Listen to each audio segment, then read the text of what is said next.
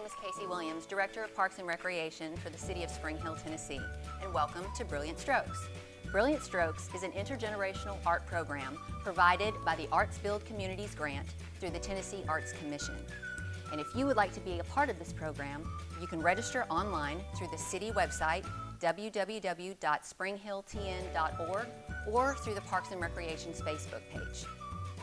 All of our instructors are local artists, and we're so grateful to them for donating their time and their talents to be part of this unique program. Have fun! Hi there, it's Robin Barber with Chestnut Grove Studios, and today we're going to work in our watercolor journal. And what I thought I would do is to help you with your painting in the future is to have a key. Sometimes the paints in the palette don't look anything like what they turn out to be on your paper.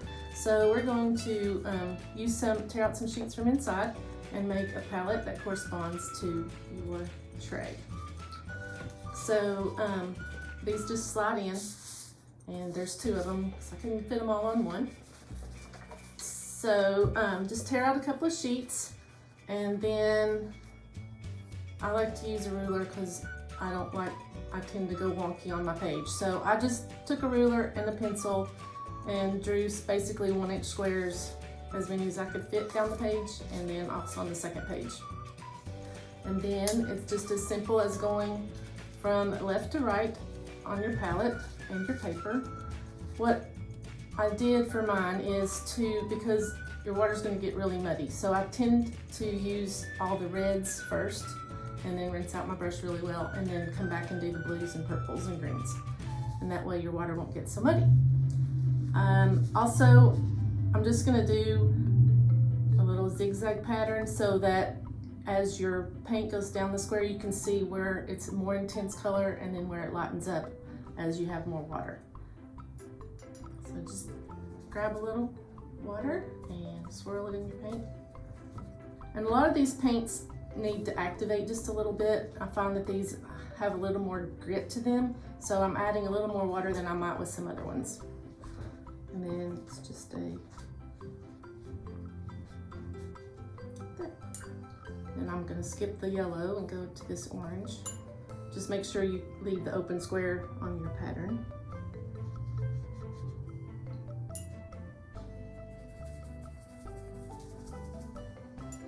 And then after we get all the squares done, we're going to come back and do some little doodle flowers in there. And those are simple drawings I'm using a black marker. And on the darker colors, I'm going to use a white gel pen. And those are really fun to come back and add little dots or highlights.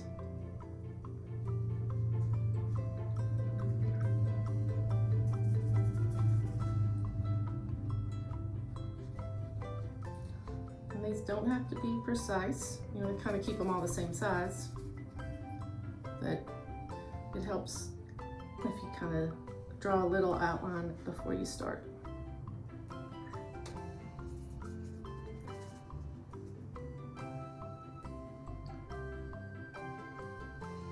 Some of the other things I like to do with watercolor in my journals is a thing called Draw Your Day, which we're going to work on in one of the other classes.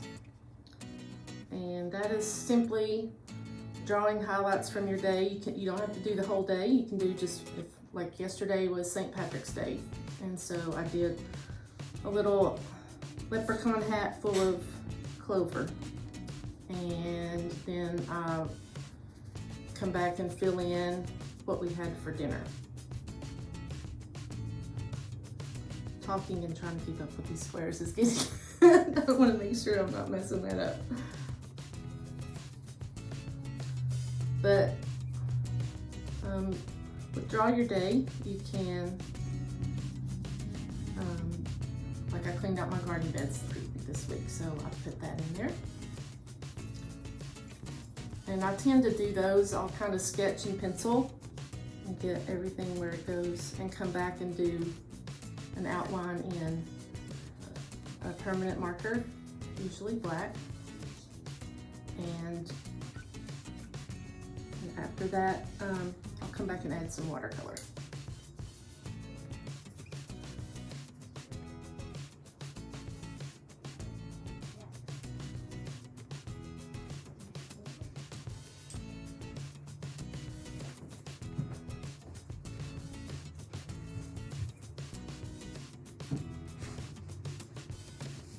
Another type of journaling that I like to do is, it's called bullet journaling, and that's mostly named after the kind of notebook you use, and it has a grid on the pages made with lots of dots.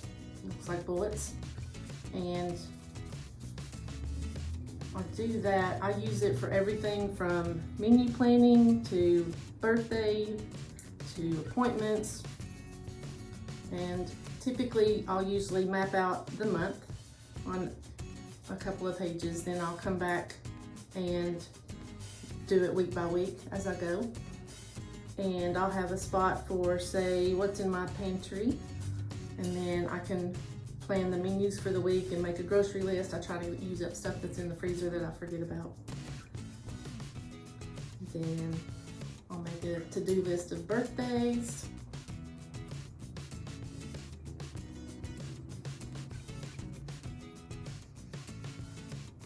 Or special quotes. I like to watch a lot of online videos, so I'll take notes in there. And I'm a big fan of washi tape. So I'll mark certain pages with washi tape so they're easy to come back to. It's just kind of making a little system that you can, is meaningful to you.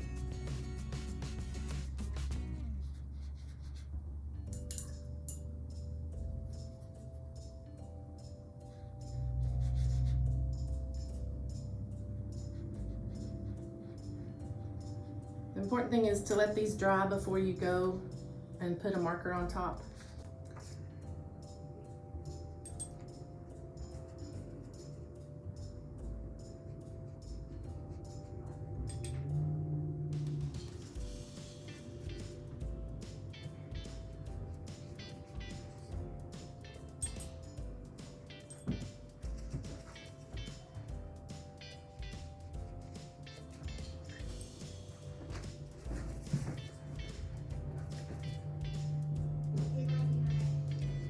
In my studio at home, when I'm working with watercolors especially, you can find these at the dollar store or any grocery store, Walmart, but they're puppy pads, so for training puppies or when you got a new puppy in the house.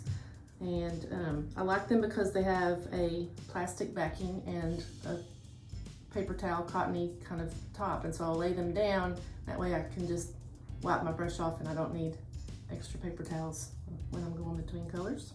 It works out great, and they last several painting sessions, and they're very cheap, and you just toss them.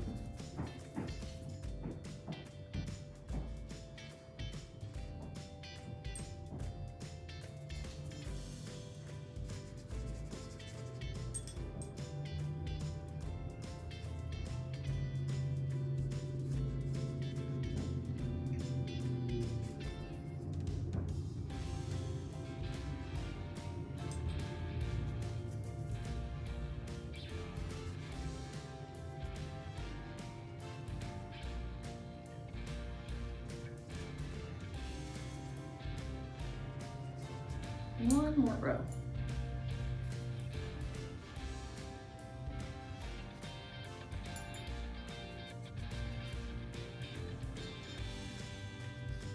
And when you're doing yours, as you're doing them, if you find that you want a color to just be a shade darker than it turned out, because watercolors always dry lighter than they are when you first lay them down, you can always just go back and put another layer.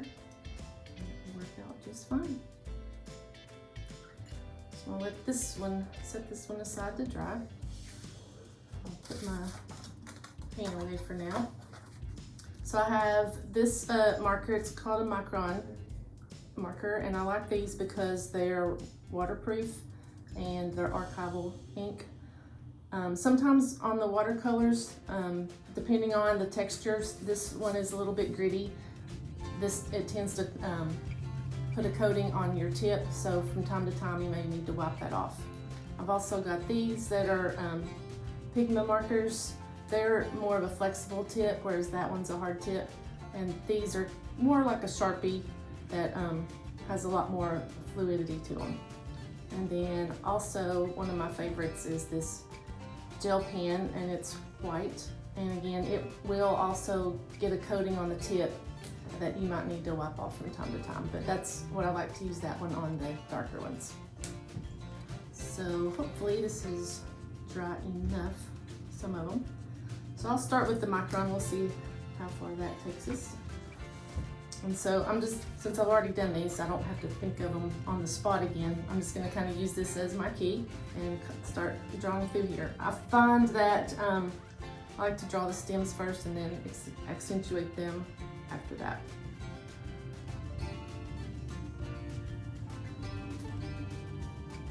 And these are all made up.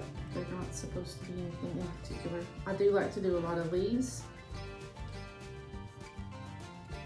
and shading, so as you can kind of see how that goes. So what you might want to do is maybe after I do a row or two, I'll stop and show it, and then you can pause it with that freeze frame and then use that as your guide for your sample.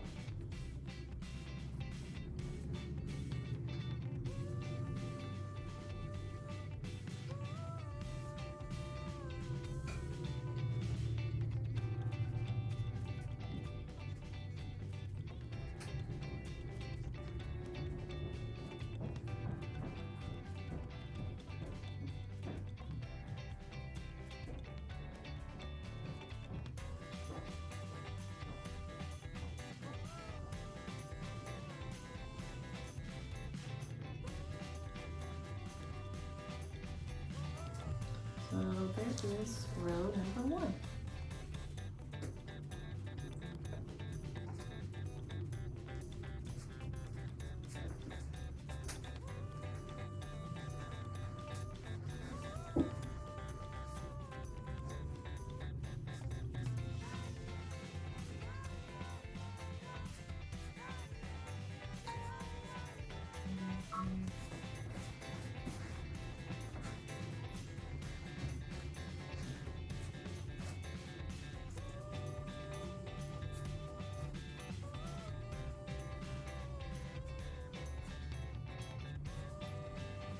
You can make these as detailed as you want. You can spend a lot of time and be very precise. You can even use a combination of the black marker and the white marker, or you can make them as loose and free. You could even do, if you're into calligraphy, maybe do the alphabet through here and some numbers, or you could be more geometric like a mandala.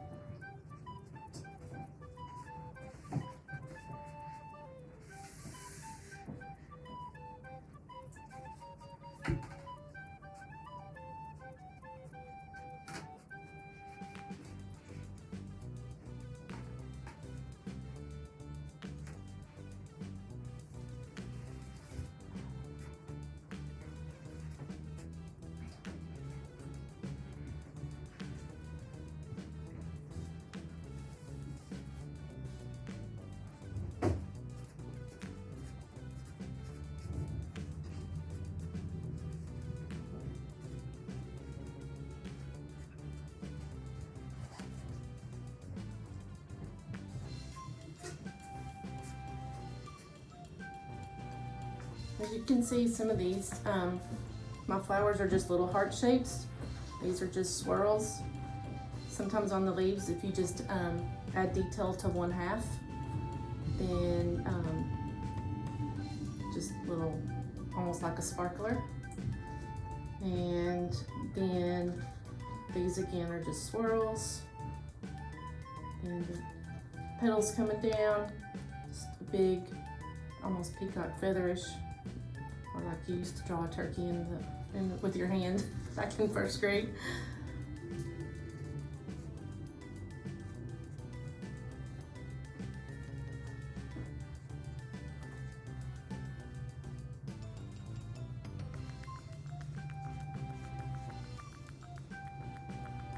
You can find a lot of ideas just looking on Pinterest. Look for doodle flowers or doodle pets, doodle swirls, doodle with whatever subject matter you want, and you'll find plenty of examples.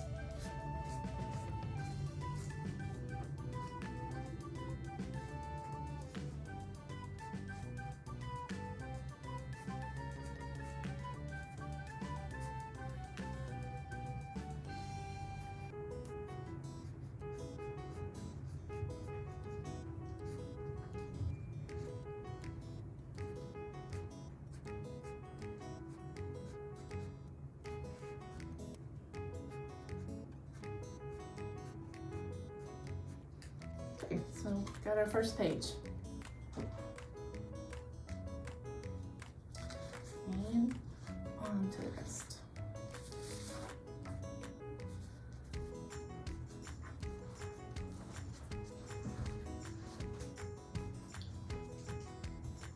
So doing doodles like this is kind of how I do it when I do my journaling. I'm not trying to draw anything very realistic. I like to make it loose and fun.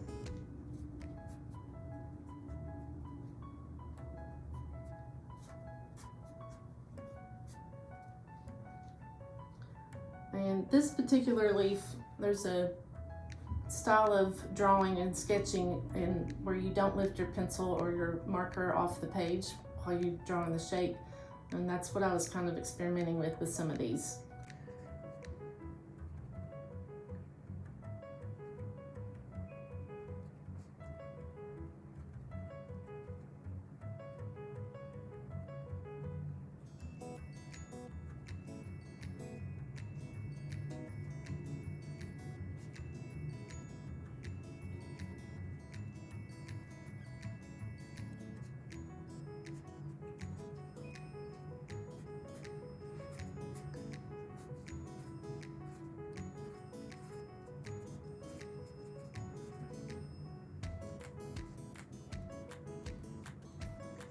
If you look at these closely, it's mostly circles and lines. And just manipulate your circle as you manipulate it, make it more oblong, or combine a bunch of circles.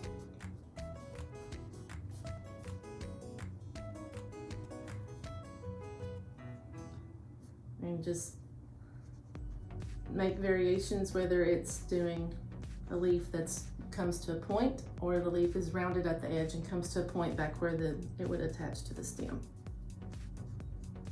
So just by varying those few little things, you can make lots of different designs.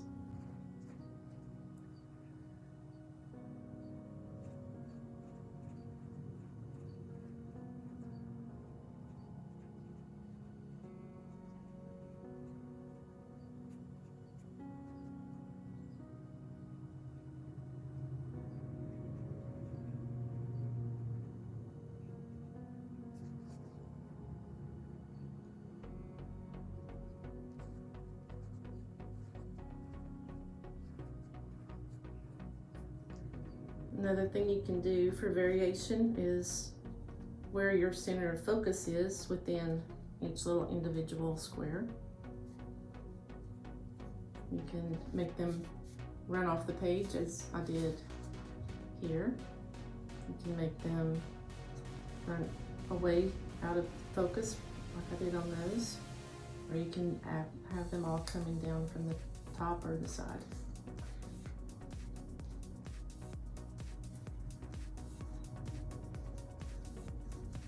No rules, just fun.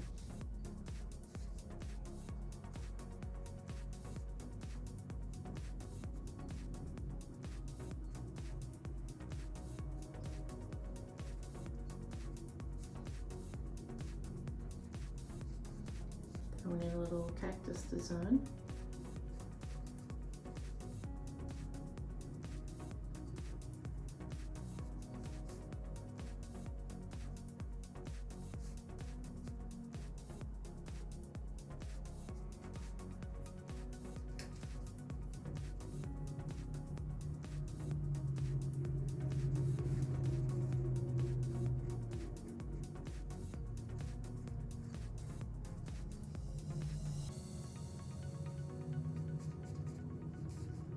Now I'm going to use the gel pen on a couple of these last ones.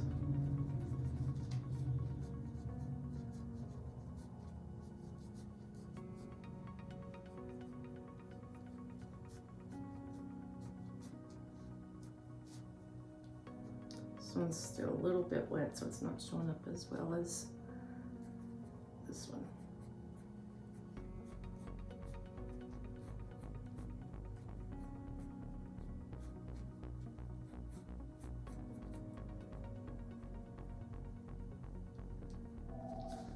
So there you have it. Both of your key, and just keep this handy. It'll be in your front cupboard. Pull it out whenever you're using your palette, and you'll line it up and know what color is what as you match up your palette. So the other class I'll be doing, we'll be doing a draw your day, and I've kind of started sketching out a couple of things in mind. So this was, I'll come back and add color, but we'll do some sketches from scratch too. But just to give you an idea of where that goes, I was cleaning out my raised beds, so I had my asparagus and blueberries, and of course the time change, and then the St. Patrick's Day hat of clover. So if you enjoyed it, please come back, and my name is Robin, and I look forward to seeing you again. So, if you like what you've seen and you want to take part in Brilliant Strokes, don't forget, go online to our Facebook page, that's Spring Hill TN Parks and Recreation, or to the Spring Hill City website and register. Registration opens February 18th, and the first 8 people to register for each class will get a free goodie bag. Can't wait to get creative and have fun.